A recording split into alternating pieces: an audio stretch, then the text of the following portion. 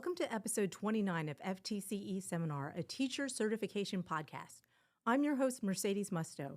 In today's episode, I'll be talking about the FTCE General Knowledge Reading Subtest. This is part 8 of a multi-series review of what you need to know to pass the reading section of the GK. Today, we're going to talk about how to evaluate specific claims in a text or passage. This is our chance to use all the reading skills we've learned thus far. Actually, I think the fancy way of saying it is that you will be applying your, quote, knowledge of the integration of information and ideas. Ooh, yeah, that there is fancy. Okay, back to the point. What are specific claims anyway? So let's get started. Concept 1, evaluating specific claims. In the last 2 episodes, we discussed the author's tone and purpose. How did we do that? We evaluated the text for keywords used to describe, inform, persuade, or explain. You will use these same word sleuth skills to identify the specific claim the author makes by analyzing how the author is presenting their argument. The 3 most common ways to evaluate claims in a text is by relevancy, sufficiency, and validity. While you are reading the passage, ask yourself the following guiding questions. First, is there even a claim being made?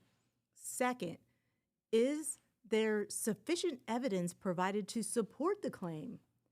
Third, is that evidence important or relevant? And is that evidence logical or valid? So let's try out an example. While you're listening, ask yourself, is a claim being made? Is there sufficient evidence to support that claim? And is that evidence even really, relevant and valid? All right, example number 1. Many students believe that art education teaches students how to express themselves in healthy and productive ways. Students can create unique works of art, channel emotional expression, and connect with other students in art communities. Recently, art education was introduced into juvenile detention facilities. This new program showed immediate success among the students attending school within the facility. Over 70% of the participating students showed improved motivation, higher levels of attendance, and less aggression after engaging with art education over the course of 2 weeks. All right. Is there a claim being made? Well, yes. Okay, what is it? You are correct. The author is stating that art education teaches students how to express themselves in a healthy way. Next, what evidence does the author state to support this claim?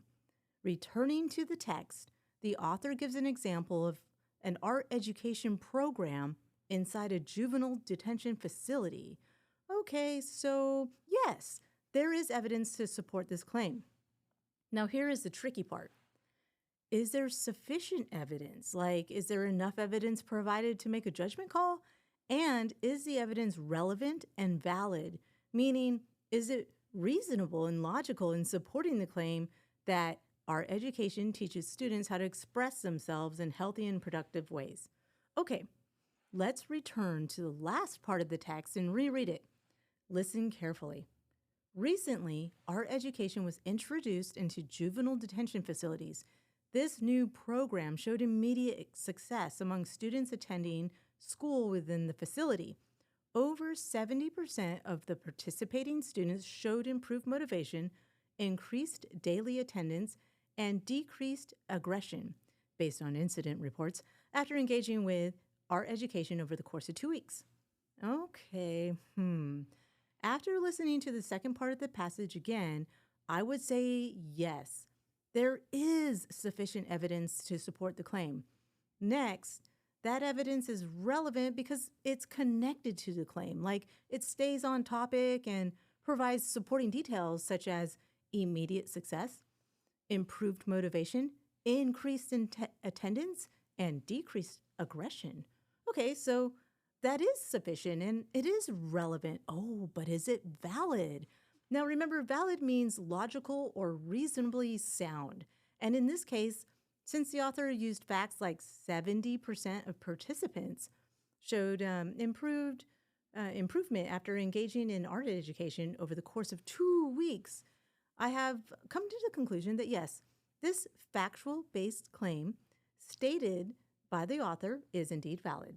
So let's review. You will need to know how the author is presenting their argument. Now remember, the 3 most common ways to evaluate claims in a text is by relevancy, sufficiency, and validity. There are 3 guiding questions to help you evaluate the author's claim. First, is there even a claim being made? Second, is there sufficient evidence provided to support that claim? And third, is that evidence important or relevant? And is that evidence logical or valid? Being able to evaluate an author's claim within the text will help you answer questions relating to the reading portion of the general knowledge test. For more practice with reading strategies, visit ftceseminar.com to study for the test. The most important thing is to start studying, and start studying today so you can pass the teacher certification exam.